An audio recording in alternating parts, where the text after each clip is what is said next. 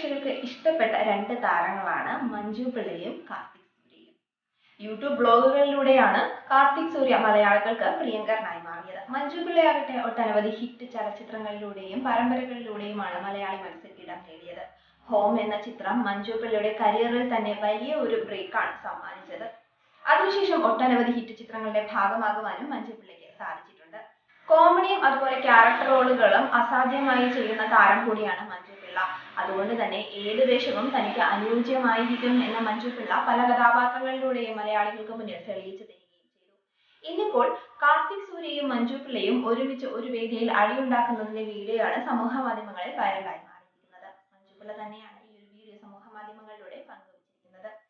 നിനക്ക് ഞാൻ തരുമെന്ന് പറഞ്ഞാൽ തന്നിരിക്കും എന്ന അടിക്കുറിപ്പോട് കൂടിയാണ് മഞ്ജു പിള്ള ഈ ഒരു വീഡിയോ പങ്കുവച്ചിരിക്കുന്നത്. കാർത്തിക് സൂര്യയെ ഓടിച്ചിട്ട് തല്ലുകയാണ് മഞ്ജു പിള്ള വീഡിയോയിൽ. വീഡിയോയ്ക്ക് കമന്റുമായി കാർത്തിക് സൂര്യയും രംഗത്തെത്തിയിട്ടുണ്ട്. ചാടിപ്പോയ ഹനുമാൻ കുരങ്ങ് എന്നെ പഞ്ഞിക്കിട്ടെ എന്നായിരുന്നു വീഡിയോയ്ക്ക് താഴെയായി കാർത്തിക് സൂര്യ കമന്റായി കുറിച്ചിരിക്കുന്നത്.